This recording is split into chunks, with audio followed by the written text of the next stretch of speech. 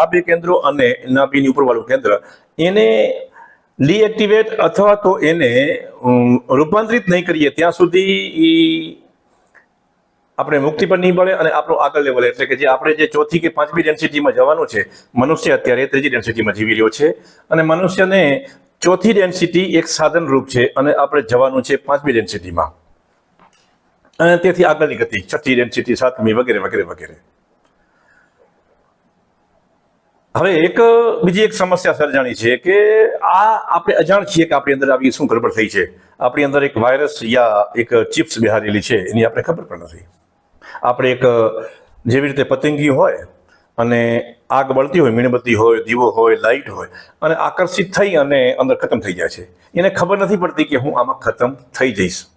એવી જ રીતે આપણે મનુષ્ય વ્યવહાર, સંસાર, પૈસા, પ્રતિષ્ઠા, મોટી મોટી જે આપણી જે સાયન્સની જે ડેવલપિંગ છે એની પાછળ આપણે જે પાગલ થઈ ગયા છીએ. પણ આપણને ખબર પડે છે કે એકચ્યુઅલી આ બધી જ માયાને આપણે અનુભવ લેવા માટે હતું. અનુભવ લેવા માટે આપણે એને યુઝ કરીને આપણી જાતને આગળ લઈ જવાની હતી. એક બીજા ડાયમેન્શનને ચેન્જ કરવા માટે અનુભવ લેવા માટે હતા. પણ એમાં જે આ તમને મેં કીધું કે ડાર્ક એનર્જી જે આપણી સિસ્ટમમાં ઘૂસેલી છે એને આપણા મનને ભ્રમિત કરીને આપણે એમાં મોહ જગાડ્યો. એની અંદર મોહ જગાડીને આપણે ભ્રમિત કર્યા અને આપણે એમાં હલવાના. હવે જે અમુક લોકો થીમ ચાલતી હોય ને, આપણે કોઈની અહીંયા મારી વાતથી કોઈએ ખોટું લગાડવાનું નથી, યા હું કોઈની ઉપર આક્ષેપ પણ નથી રાખતો, યા કોઈને નીચા દેખાડવા એવું પણ નથી. એમ અમુક જે જૂના કોન્સેપ્ટો હતા ને કે ભાઈ જન સેવા એ પ્રભુ સેવા, મનુષ્યની સેવા કરો, કોઈ અન્નક્ષેત્ર ખોલશે, કોઈ પાણીની પરબ ખોલશે. આ બધી એક સાંસારિક ઘટનાઓ છે.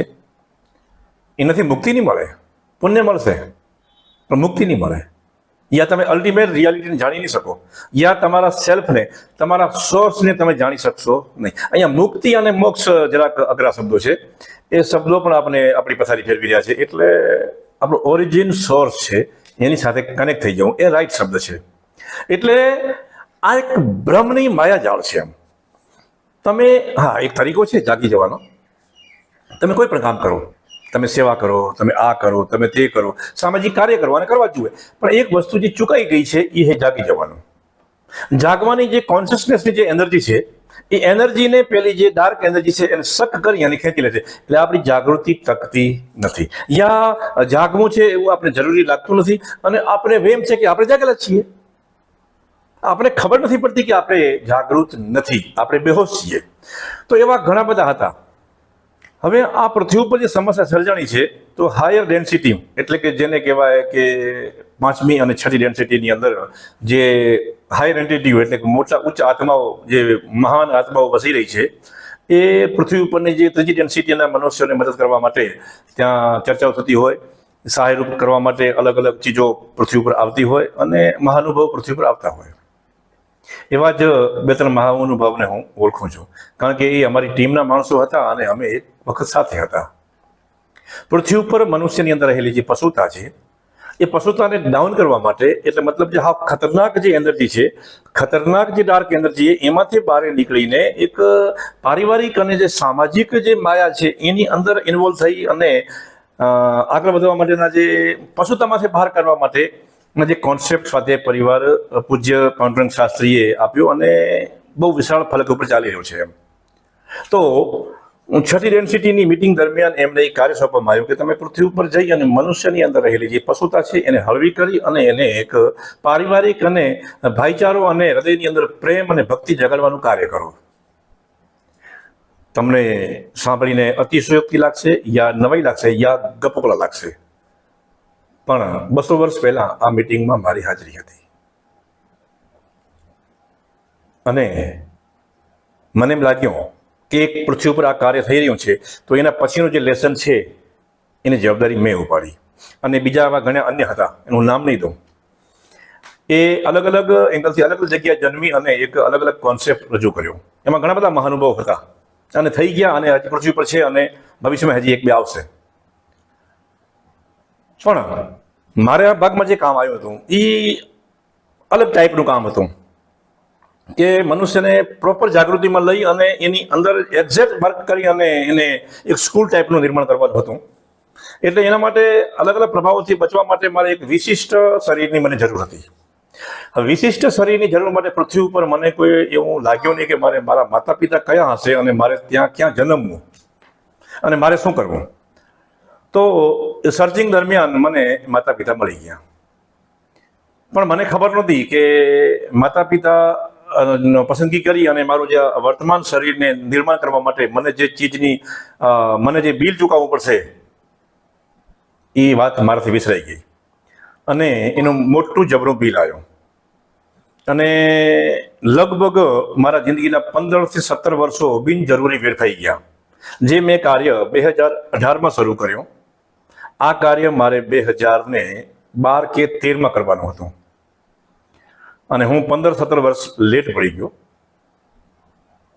અને ઘણો બધો જે પૃથ્વી ઉપર જે લાભ દેવાનો હતો એ લાભથી ઘણા બધા લોકો વંચિત રહી ગયા. ડાર્ક એનર્જી એટલી બધી ખતરનાક હશે એનો મને અંદાજ નહોતો. અહીંયા આવ્યા પછી મને ખબર પડી કે ડાર્ક એનર્જી ગમે ત્યાં પગ બેસારો કરીને ગમે ત્યાંથી એ ભોમાંથી ભાલા ઉગાડી અને આપણી પથારી ફેરવી શકે છે.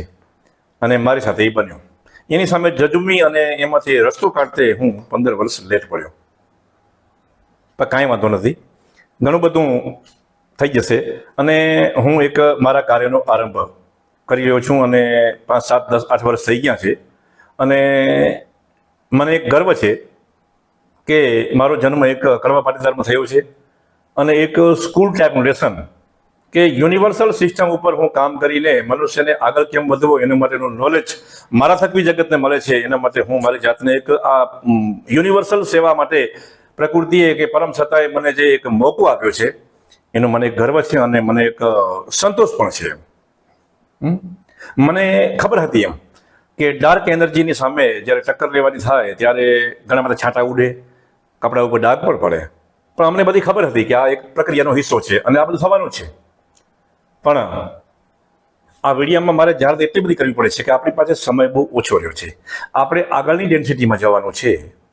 તો તમે દર્શક મિત્રો, મોટા ફલકમાં માણસો, તમે આ જીવનને સમજો અને આગળની ડેન્સિટીમાં જવા માટે તમે પ્રોપર એક ડિઝાઇન તૈયાર કરો અને તમે તમારી વિલ પાવરનો ઉપયોગ કરીને આમાં જોડાઈ જાઓ અને આગળ વધો.